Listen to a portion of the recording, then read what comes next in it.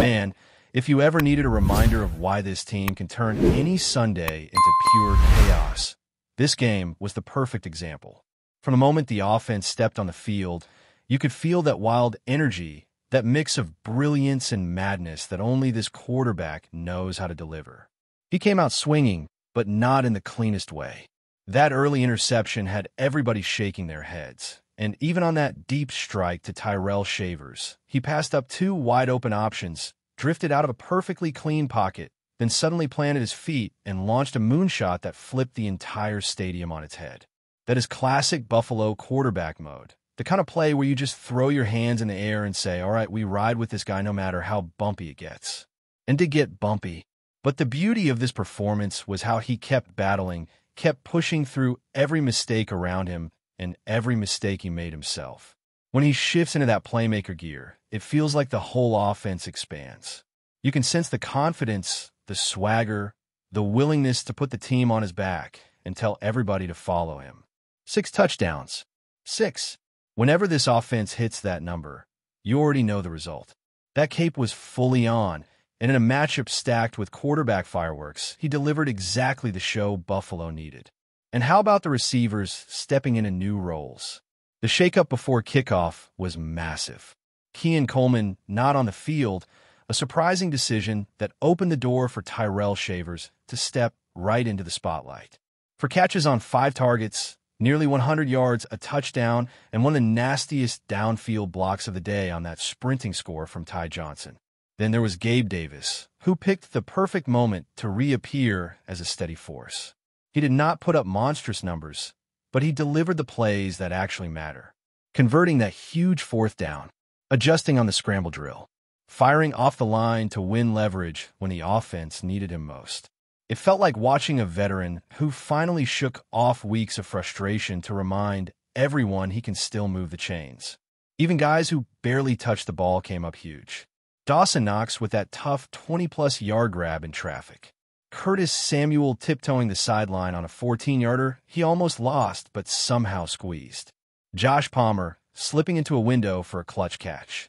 It was one of those games where every playmaker popped at least once, and all those isolated moments stitched together into a performance that felt way more complete than the box score suggests. But the real surprise came from the running backs in the passing game. For years, this fan base has begged for a little more creativity, a little more willingness to use those backs as actual receiving weapons. And against a defense that has struggled all year to cover running backs, Buffalo finally took advantage. James Cook snagged 3 passes for 60-plus yards and a touchdown. Ty Johnson grabbed 2 more for another 60-plus and a score of his own. 5 targets, 5 catches, more than 120 yards, 2 touchdowns.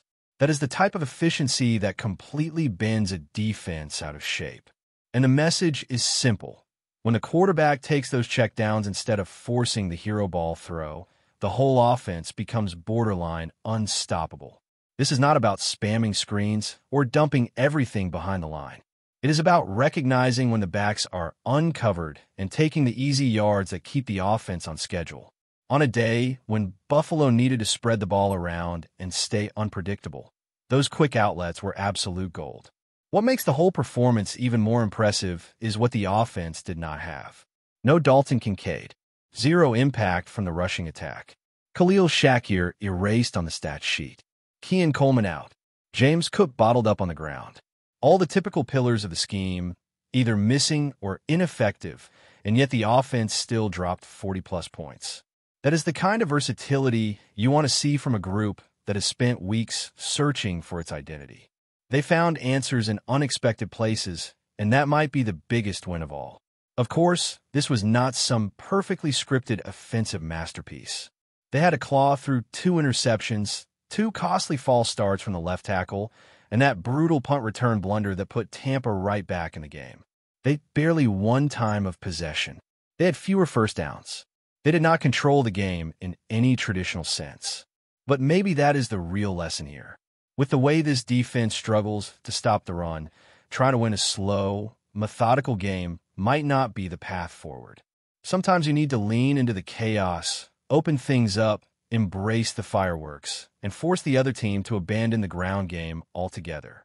If you believe this offense should unleash its full firepower more often, this game becomes Exhibit A. It was messy, it was wild, it was unpredictable, but it was also explosive and effective. This team might not be built to grind out 17-play drives every week. Maybe they have to become the kind of offense that just drops the hammer early, forces opponents into catch-up mode, and lets their quarterback turn the game into a track meet. And man, what a track meet this was.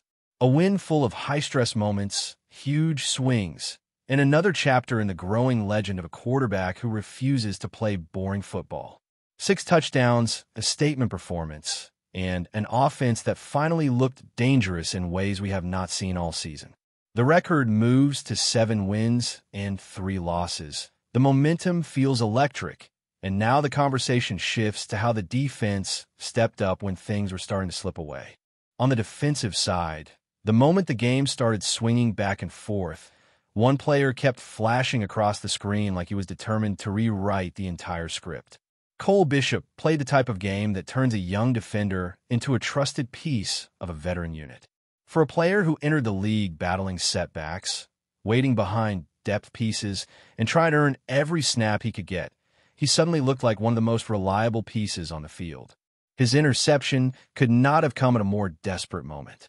The momentum had vanished, the crowd was uneasy, Tampa had taken a lead, and the Bills had just wasted a short field with a disappointing field goal instead of punching in a touchdown. But then Bishop broke on the ball, picked it off near the sideline, and flipped the field so dramatically that the very next snap became a touchdown to James Cook. It felt like someone slammed the brakes on Tampa's surge and yanked control back to Buffalo. But that was not the end of his impact. His tackling was crisp and violent. He triggered downhill on quick throws. He flew across the formation to break up plays. And that 2-point conversion stop showed how much confidence he is playing with right now. He drove through the receiver's hands, kept him from coming down in bounds, and forced Tampa to stay behind on the scoreboard instead of tying things up. Every week, this young safety adds another game-changing moment. And in a season where Buffalo desperately needed a breakout player from a draft class that has not produced enough, he has risen higher than anyone expected. Then, there was the coaching wrinkle with Dorian Williams, who quietly had one of the most important jobs of the entire second half. Early on, Tampa's quarterback unexpectedly started hurting Buffalo with his legs, and that was something nobody had circled as a concern coming into this matchup. He had barely run for weeks, yet suddenly he was moving the chains and breaking containment. So the Bills shifted into that spy look again, rushing 3 and letting Williams hover as a mirror over the quarterback. That adjustment unlocked the pass rush, letting the linemen get aggressive without fear of losing contain. Long yardage, late downs, crucial moments, and suddenly the Bills were getting stops again. It was one of those subtle schematic changes that does not get much attention, but it absolutely swung the game back toward Buffalo. And just when the team needed one more defining moment, Williams scooped up that late fumble after a powerful strip from Daquan Jones. That recovery iced the game, sealed the win, and rewarded a defender who had been tasked with one of the toughest assignments on the field all afternoon. It was the kind of performance that shows how important role players become when games turn chaotic. Another name who deserves credit is Terrell Bernard, battling through an injury that clearly limits his movement, but refusing to fade into the background. He read plays quickly, knifed into the backfield for tackles behind the line, and punched away 2 passes that could have become chain-moving completions. Even though he did not have full burst, his instincts carried him. And you could tell he was trusting his keys again, something that had been missing in earlier weeks. Jordan Poyer also stepped up in a big way. His tackling numbers jumped off the page, and while not every rep was perfect, he delivered several timely fills and a strong pass breakup that saved a big gain. Cam Lewis added one himself, and the entire secondary seemed to play with far more aggression on the ball than they have in recent weeks. With the defense needing to sell out a bit to stop the run, those one-on-one plays and coverage became absolutely essential. Special teams also contributed in ways that sometimes get overlooked, but mattered greatly in this matchup. The kick return unit, which had been inconsistent all season, exploded with life. Ray Davis provided spark after spark with long returns that set the offense up in ideal field position. Ty Johnson had that huge return that swung momentum yet again, and suddenly Buffalo was averaging nearly 40 yards per return instead of the low 20s where they sat for most of the season. That kind of hidden yardage can completely flip the narrative of a tight game, and it certainly did here. The punter quietly delivered one of the most important kicks of the day when Buffalo opened the second half with a frustrating 3-and-out. With the game tightening and the crowd tense, he unleashed a booming punt that pinned Tampa deep at their own 4-yard line. Those few extra yards made every difference on the next offensive sequence, and the kicker handled the wind with calm precision, drilling his field goal and knocking through every extra point without drama on a day where the wind made even routine kicks feel tricky. But for everything that went right, the game also exposed a handful of problems that the team cannot ignore. The biggest talking point, without question, centers around Keon Coleman. His absence from the lineup, not due to injury, but due to discipline, sent shockwaves through the fan base. Missing a key meeting during game week is not only unprofessional, but completely unacceptable in a locker room filled with seasoned veterans and strong leaders. When the coaching staff has already sent multiple messages to a player about consistency, effort, and preparation, and he still fails to meet the standard, it becomes a major concern, especially when the offense looks noticeably sharper with other receivers stepping up in his place. This was not the kind of day where he was simply rested. This was a warning, and not the first. If he continues to ignore these signs, he risks getting passed by on the depth chart for good, especially when players like Shavers and Davis deliver strong performances with limited opportunities. The league does not wait for anyone, and if a young receiver cannot lock in on the details, he will not keep his role for long. The struggles in the rushing attack were another lingering issue. James Cook churned out a few key runs late, but for most of the game he was bottled up, leaving the offense one-dimensional. The team had to survive their ground game instead of leaning on it, which is not sustainable week after week. Combine that with the 2 false starts from the starting left tackle and the pair of interceptions thrown by the quarterback, and the offense still left plenty of meat on the bone despite lighting up the scoreboard. Even though those turnovers came in a game where the quarterback also accounted for 6 touchdowns, both mistakes were avoidable. One was an unnecessary flick under pressure deep in Buffalo territory, and the other seemed to be a misread in tight coverage on 4th down with safer options available. They did not cost the team the win, but against stronger opponents, they easily could. And there were special teams concerns too, especially with a muff punt that gifted Tampa a touchdown drive. Every mistake on special teams feels magnified in close games, and that one nearly shifted the entire outcome. It cannot happen again. Before we dive back in, make sure to hit that subscribe button and give this video a thumbs up. Your support helps us keep delivering the latest Buffalo Bills updates straight to your screen. And hey, don't hold back. Let us know your thoughts on today's news down in the comments. Tampa Bay is swirling with whispers after Buccaneers head coach Todd Bowles reportedly let slip a series of sharp comments about the Buffalo Bills in the locker room corridors, igniting a wave of irritation among Bills fans and raising eyebrows across the league. While no microphones were rolling, several people close to the post-game environment say Bowles appeared unusually blunt when asked about Buffalo's approach, suggesting that the Bills weren't as physical as advertised, and hinting that their defensive scheme was easier to read than most teams want to admit.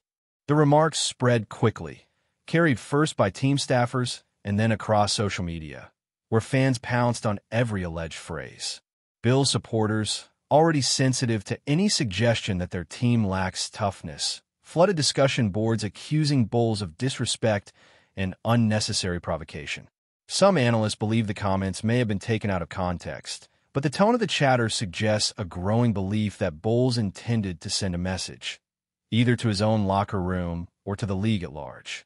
Inside Tampa, players have stayed quiet, neither confirming nor denying what their coach said, though a few hinted that emotions were running high and that Bowles speaks his mind when the doors are closed. Others noted that Bowles is not typically one to stir controversy, making the alleged outburst all the more unusual. Around the league, the rumor has sparked debates on sports talk shows, with some hosts arguing that Bowles might be trying to build a tougher public identity for a roster still seeking consistency, while others see it as an uncharacteristic lapse in composure. In Buffalo, the chatter has reportedly reached the locker room, where players are said to be using the comments as quiet motivation, even if they refuse to address it on camera. For now, the league watches to see whether this remains a fleeting rumor or becomes the spark for a bigger rivalry narrative, one that neither Bowles nor the Bills officially acknowledge. It seems to be gaining momentum by the hour. That's a wrap for now. If you enjoyed the video and want to stay on top of all things Buffalo Bills, make sure to subscribe and hit that like button. We'd love to hear what you think in the comments. See you in the next update.